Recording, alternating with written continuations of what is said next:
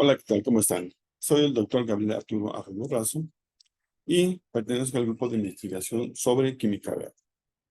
Estos integrantes son, además de un servidor, la doctora Olivia Núñez Córdoba, el doctor Bernardo Francisco Torres y la doctora Marina Nicolás Vázquez, que se encarga de realizar cálculos mediante la computadora de procesos químicos. Nosotros estamos ubicados en UNAM, PES Campus 1, edificio L1, el laboratorio L122, que nosotros denominamos Laboratorio de Investigación sobre Química Verde. Aquí tienen mis datos de contacto.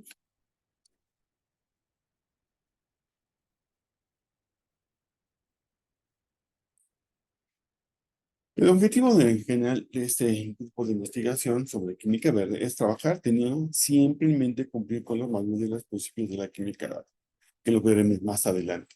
Incentivar la implementación de las técnicas a microescala y el uso de fuentes alternas de activación de reacciones, como son las microondas, el infrarrojo y la mecanoquímica, así como el empleo de catalizadores naturales y llevar a cabo las reacciones en ausencia de disolvente. Con ello conseguir la reducción de los productos contaminantes y el reemplazo de reactivos y disolventes que dañen el medio ambiente y economizamos la energía eléctrica.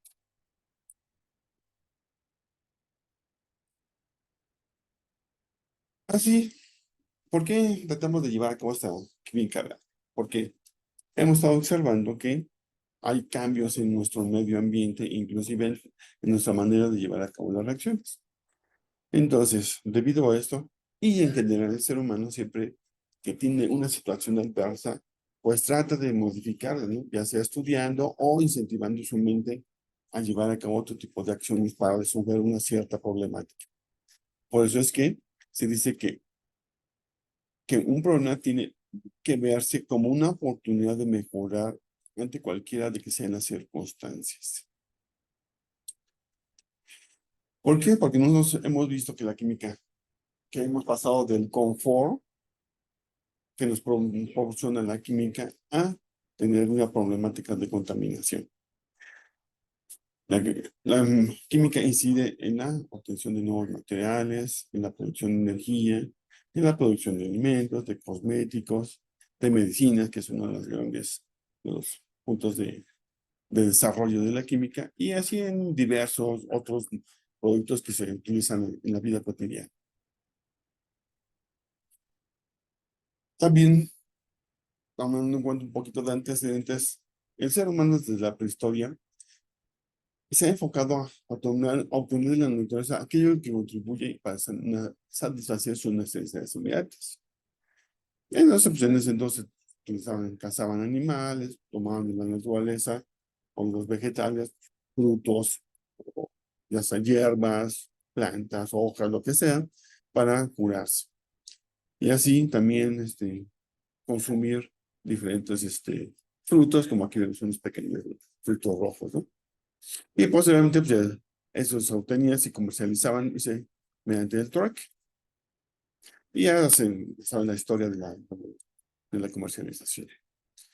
Pero el ser humano, a través de la historia, pues, no nomás ha tomado lo necesario, sino que ha abusado de la naturaleza hasta causar un detrimento en ella, ¿no? Y vemos que ya hay una gran contaminación, tanto de basura orgánica como de basuras sintéticas. Igual de la contaminación de generación de muchos gases que producen efecto invernadero. Entonces, en la actualidad, la sociedad de consumo es impulsada por los países industrializados y ahora ya es enemiga de la naturaleza. Por lo tanto, la química también ha causado una gran diversidad de problemáticas, ¿no? Se ha dado grandes soluciones, pero también actualmente tiene una gran problemática, ¿no? Y principalmente en la industria de los plásticos, ¿no? O sea, ya hemos visto que a través de recientemente y a través de la historia, pues ha generado una cantidad de polímeros y principalmente en los plásticos han sido los que nos han causado ya una gran problemática de contaminación a todos los niveles, ¿no? Desde los mares, la tierra, inclusive ya como seres humanos y los animales, este, podemos ver que tenemos microplásticos ya en nuestros organismos. Entonces, también a ver la manera de solventar esto. También les voy a mencionar algunos accidentes que han ocurrido en cuanto a en cuanto a reactivos químicos o la industria química. Tenemos que en 1911 en Chizo, Minamata, Japón, se tuvo una problemática con el mercurio, ¿no? Causando gran cantidad de muertes y contaminación. También en la India el envenenamiento por dioxina, ¿no? Bueno, perdón, en Italia, ¿no? Y ahora sí, en la India, por el desastre de Bhopal en la India, ¿no? Por la combinación de isocianato. Entonces, una fuga de 45 toneladas de entonces se puso una gran problemática en esa ciudad. También vemos el desastre nuclear de Chernobyl con reactores. Aquí en México pues, también hemos tenido nuestros grandes problemas, que aquí en San Cuántico por las explosiones de gas metano. Bueno, en general de todo tipo de gas. Aquí muy cerca, en Lechería, pues, había una industria que se llamaba Cromatos de México, y en la cual se vertieron gran cantidad de toneladas de cromo hexavalente. Pues quedaron enterradas ahí en Lechería. Otra es la bahía contaminada de cobalto 60 en Ciudad Juárez.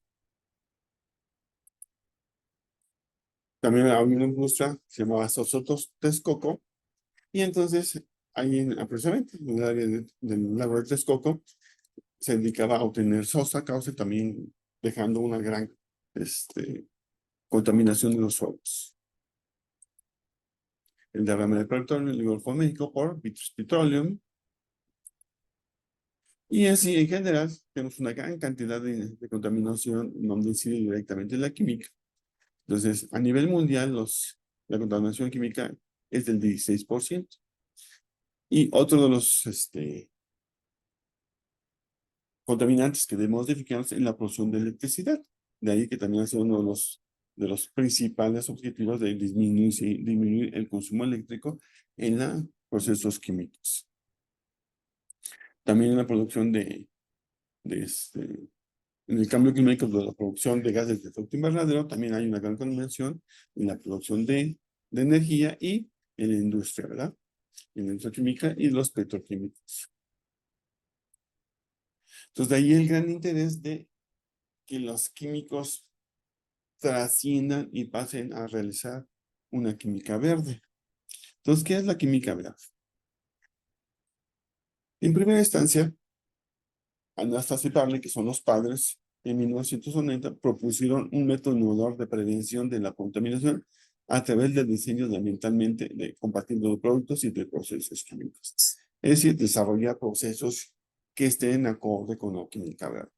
Vamos a ver más adelante qué son los principios de la química verde. Y entonces esto lo propusieron a la Oficina de Prevención de la Contaminación Estadística, que es la OPP-T, por sus siglas en inglés, y la Agencia de Protección Ambiental, que es la EPA, también por sus siglas en inglés.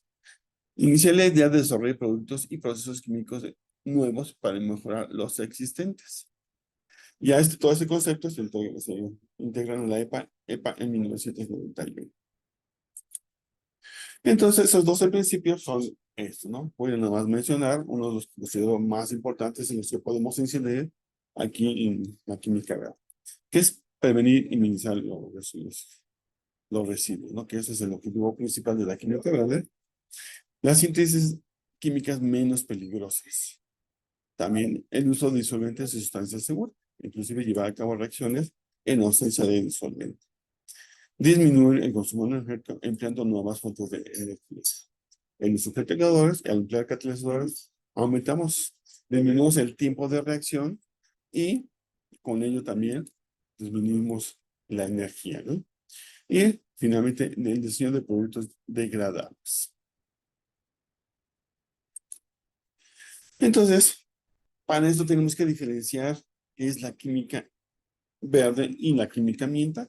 La química ambiental es la que se encarga de la solución de los daños ocasionados.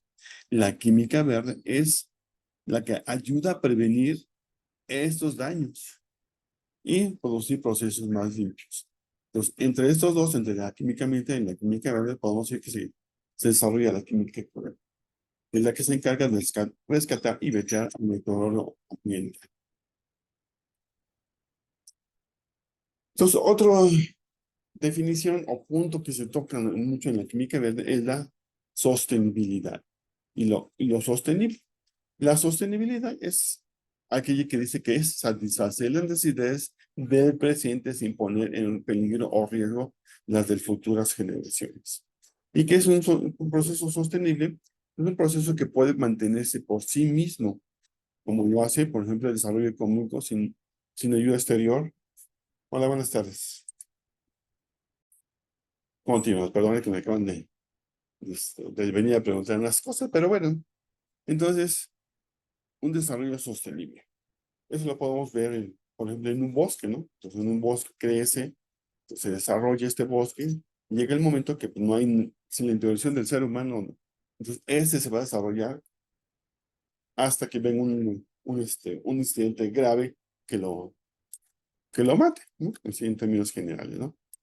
Entonces, ¿por qué? Pues que el bosque tiene, va produciendo la energía suficiente y los fertilizantes suficientes para que desarrolle, ¿no? Tanto animales como vegetales, mediante el uso del sol, del agua y de lo que se va generando de la materia orgánica.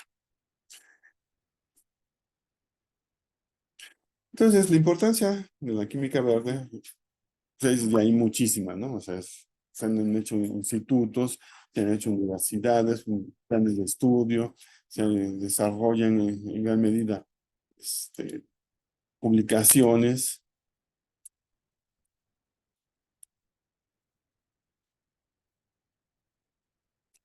La Green Chemistry, que es una revista especializada, ¿no?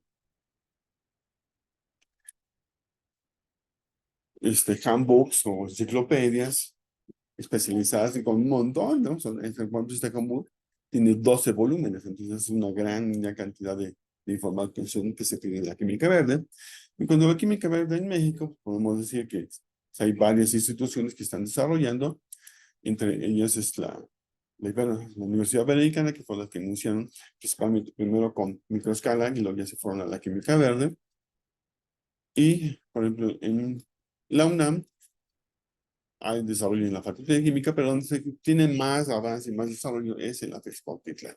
Y principalmente en el grupo que conformamos aquí en el Laboratorio de Química Verde.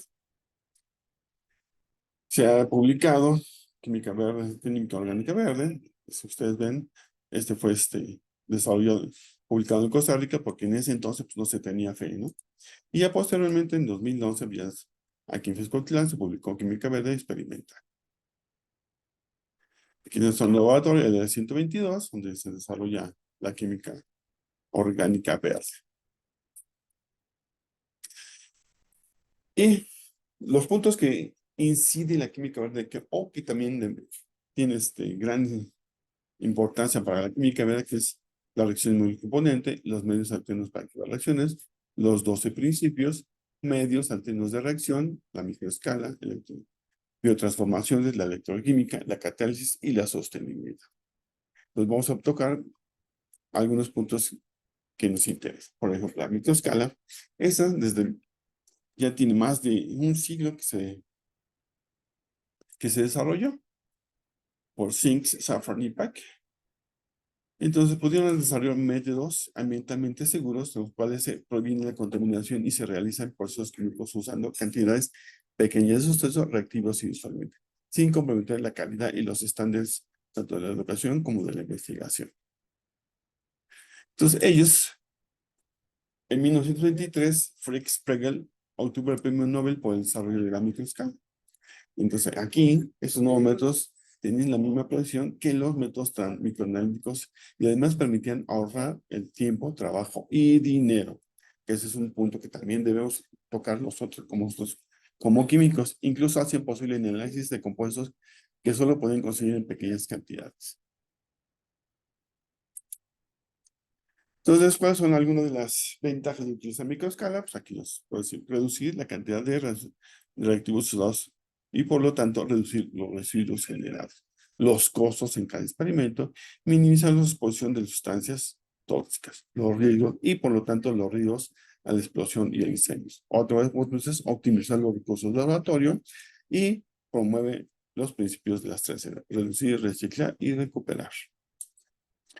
La catálisis también es uno de los puntos muy importantes, como les mencionaba, porque pues aquí, al emplear la catálisis, aceleramos los procesos. ¿Cuáles son las ventajas de esta catálisis, ¿no? Llevar a cabo reacciones con condiciones libres de disolventes, utilizar catalizadores heterogéneos para evitar los posteriores procesos de separación, promover el uso de catalizadores naturales siempre que sea posible, tratar de trabajar condiciones de síntesis ideal en las que los productos se obtengan en un solo paso de reacción siempre que sea posible. Y utilizar reactivos disponibles económicos y además que sean amigables con el medio ambiente y el proceso global que sean aceptablemente ecológicos. Aquí en el laboratorio se utiliza la bentonita, que es el lactosil FF, que es una arcilla. Entonces, esta arcilla es de bajo costo, tiene propiedades catalíticas como las ácidos de Brown-Taylor, de Lewis y básicas. Además, promueve reacciones de óxido de reacción, genera radicales libres, es medio reacción y se utiliza como soporte en varios reactivos inorgánicos. Es de fácil manipulación y es empleado en México por más de 5 décadas ya actualmente. Este ha dado como fruto más de 100 publicaciones. ¿Cuáles son otro alternativa o que nos complementa la química verde es los medios alternos de reacción, que es realizar reacciones mediante la ausencia de disolvente, soportes sólidos y en procesos de agua, que son los que desarrollamos aquí en la sección de química orgánica. Los medios alternos de reacción tienen como ventaja los métodos amigables con el medio ambiente, se minimiza el empleo de materiales tóxicos y la formación de productos comunes. Se realizan reacciones en ausencia de disolvente. Este es un punto muy importante. ¿Por qué? Porque antes se creía que siempre se tenía que llevar a cabo las reacciones con disolvente. Se facilita el empleo de materiales sólidos como medios de reacción, como es la alumina, la silita, las zeolitas y las ácidas, son 100% reciclables. Muchas de las reacciones suelen proceder mediante y eficientemente y además muy selectivos en el estado sólido y en ausencia de disolvente. Entonces, es muy importante este punto. ¿Por qué? Porque aquí evitamos la ausencia de disolvente. Lo hacemos en estado sólido y se llevan muy eficientemente las reacciones. Otro punto para tocar es los medios alternos para activar reacciones. Alternos al calor, la agitación, y entonces aquí se utiliza la luz ultravioleta, el ultrasonido, las microondas, la electroquímica, el infrarrojo y la mecanoquímica. Aquí tenemos diferentes aparatos en el cual podemos generar esas energías que mencioné anteriormente. Aquí tenemos, por ejemplo, un aparato que se realizó en la sección, que es un horno microondas que se transformó y se le puso una lámpara de infrarrojo. Tenemos de mecanoquímica, tenemos de infrarrojo y tenemos obviamente las microondas. Entonces, aquí en el espectro podemos observar las diferentes radiaciones electromagnéticas que se utilizan, ¿no? Los rayos X y los rayos gamma son radiaciones ionizantes, es decir, tienen alta energía y rompen enlaces muy fácilmente, pero son de muy alta energía, entonces son muy difíciles de controlar. Los que son más fáciles de controlar son las UV, las luz visible, el infrarrojo y las microondas, ¿no? Que son radiaciones no ionizantes, nada más proporcionan energía. Entonces, ¿cómo actúan estas radiaciones electromagnéticas no ionizantes? Entonces, por ejemplo, el calentamiento normal, podemos ver que comienzan a calentar lo que vayamos a suministrar, ya sea agua, arena o una mantilla. Y luego posteriormente se calienta el recipiente y después de que se calienta el recipiente necesitamos agua, ¿verdad? O un disolvente que conduzca esa energía hacia las moléculas. Entonces pasan diferentes etapas. Y sin embargo, cuando tenemos las reacciones electromagnéticas aquí, como ejemplo las microondas, esas pasan directamente al seno de la reacción, haciendo que las moléculas se energicen y comiencen a interaccionar entre sí, produciendo energía.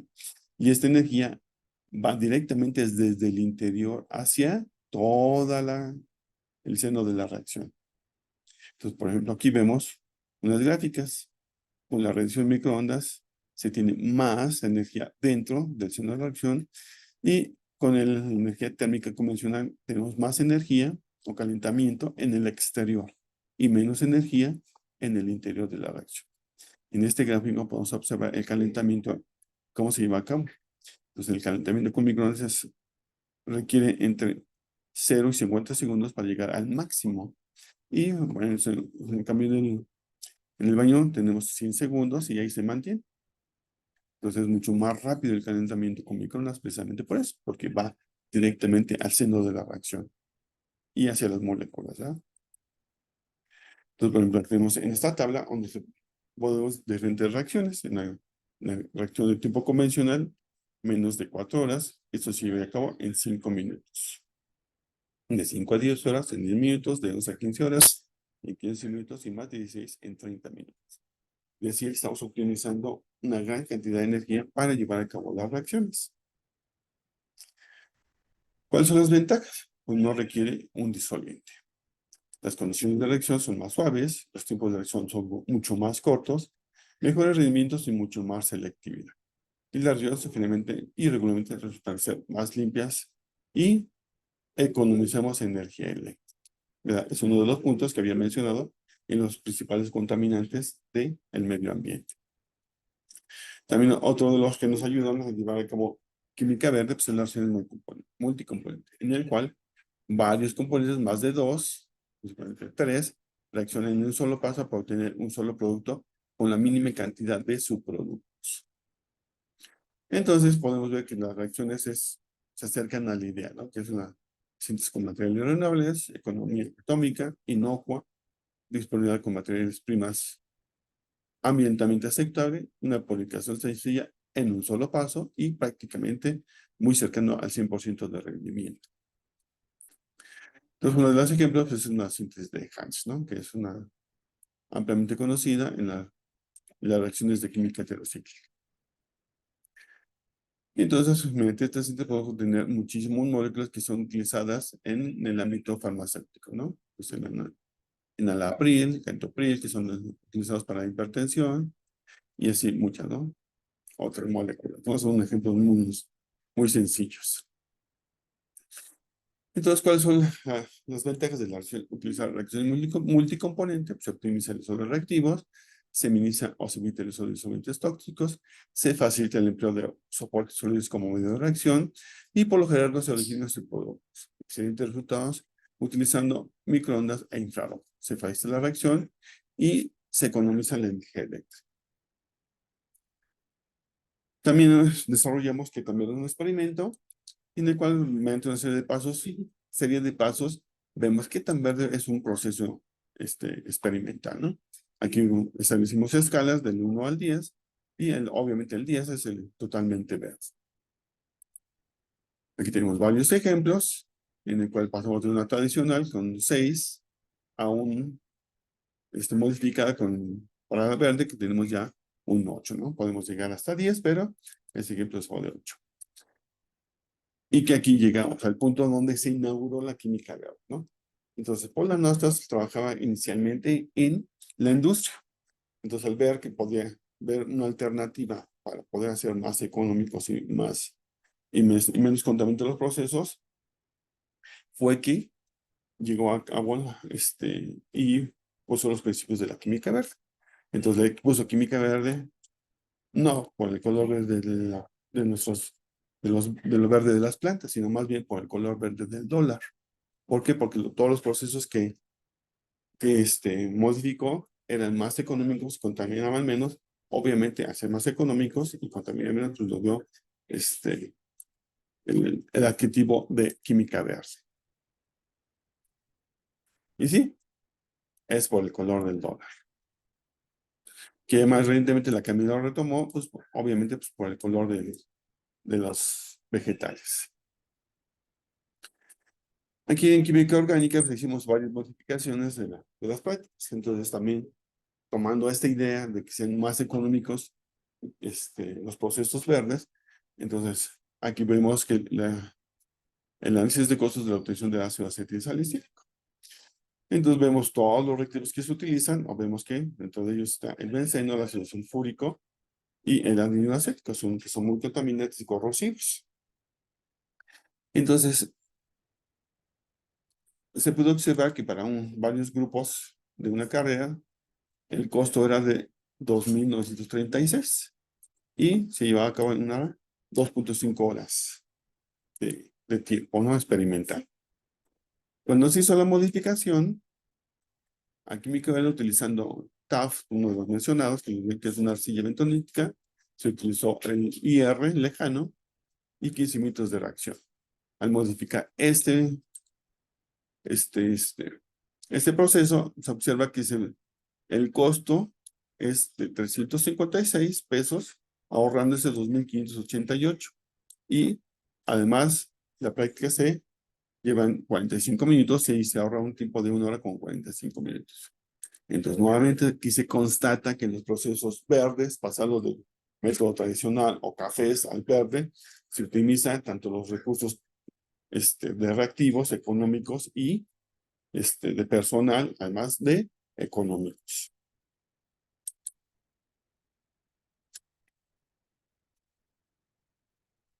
Entonces tenemos un ahorro de 2.600, ¿verdad? Entonces aquí tenemos la tabla en general, donde se ve, ¿no? Que el costo de reactivos disminuye drásticamente, la cantidad de agua también se disminuye drásticamente, de 85 litros que se gastan a cero, el benceno, que es uno de los mayores disolventes tóxicos, se deja de utilizar y utilizamos en su lugar 240 mililitros de etanol que se puede recrear fácilmente. Entonces, el costo del equipo se infrarrojo en ese entonces pues, era 1.900, ahora lo podemos conseguir en 800 pesos. El tiempo experimental son 150 minutos del tradicional y lo vemos que en 30 minutos. El riesgo de pólizas, que luego no se considera esa opción mucho menor, y el espacio de bodega que se puede generar al tener todas las prácticas en microescala, pues es más pequeño, ¿verdad? Y por lo tanto también se tiene menos riesgo de alguna explosión. En conclusión, la química verde no es tan solo llevar a cabo no solo tan solo llegar al laboratorio a desarrollar pozos verdes, es un estilo de vida y se observa desde nuestra casa en donde se puede economizar el agua, el gas, la energía eléctrica, reciclar el papel, el plástico, el aluminio, el cartón, no desperdiciar alimentos, respetar nuestro medio ambiente, etc. En todo esto podemos practicar hasta el hacerlo de forma inconsciente y así llevarlo a cabo hasta nuestro ámbito de trabajo. Entonces, aquí una reflexión. Solo después del último árbol sea cortado, solo después de que el último río sea envenenado, solo después de que el último animal muera, solo entonces sabrás que el dinero no se puede comer. Eso es una profecía de los nativos indígenas de norteamericanos.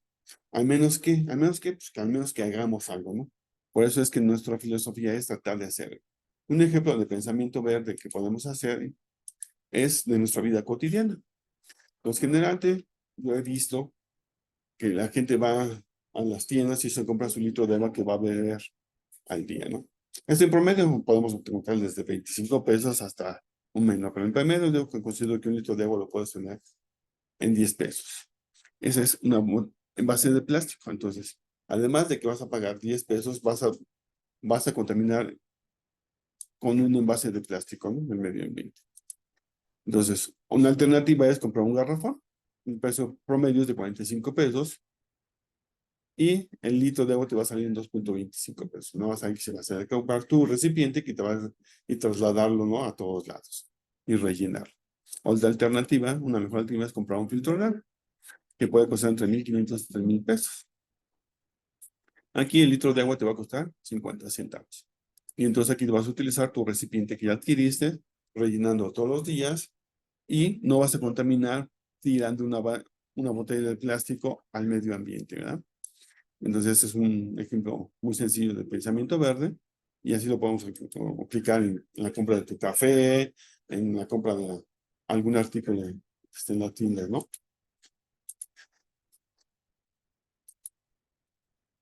Entonces aquí les pongo los proyectos que actualmente estamos, que es la renovación de la enseñanza experimental de los química orgánica clásica o la química orgánica. Aquí se encuentra la síntesis y en lo que en general, pues, es tratar de adecuar todos los experimentos que tenemos ya en la química orgánica, adecuarlos con los diferentes experimentos ya modificados para hacerlo aquí, como vimos en el ejemplo de ácido salicílico, ¿no? Obviamente no se quiere eliminar la química clásica, es una manera también, ¿no? De ver la diferencia entre una química clásica o química café y la química verde, ¿no? Además, se tiene que adecuar hacia los nuevos requerimientos que se tiene, que es por la UNESCO, además de la química 4.0, que es llevar a los procesos, ya sea hacia la economía circular, ¿no? Los procesos circulares, desde ver cómo va a entrar todos los reactivos y qué es lo que va a salir, cuáles son los productos y cómo se van a emplear esos productos, ¿no? En la misma industria o en otras industrias, ¿no? En otros, ujú.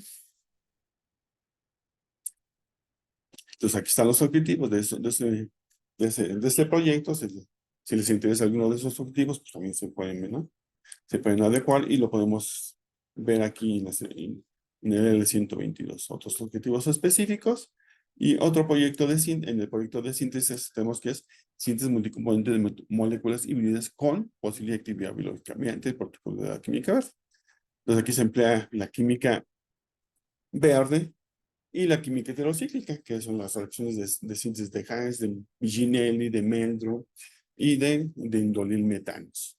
Y aquí utilizamos la bentonita para llevar a cabo las reacciones sin disolventes y también utilizamos las reacciones electromagnéticas como el infrarrojo, el microondas, el ultrasonido y la mecanoquímica para mejorar los procesos químicos.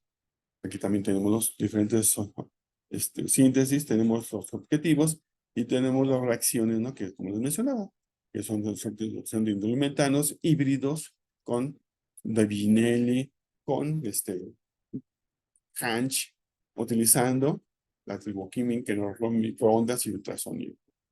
Entonces vamos a utilizar diferentes métodos de síntesis de multicomponentes haciendo moléculas híbridas de indolmetano, Hanch, Meldrum y Viginil. Y tenemos más ejemplos, y ven, vamos a tener moléculas bastante grandes, en el cual el objetivo es que se incremente la actividad biológica de esas que estas moléculas tienen como individuales, ¿no? Como síntesis de Hannes, como síntesis de Viginel, y haciendo las híbridas para tratar de potenciar su actividad biológica. Aquí tenemos objetivos particulares de estos.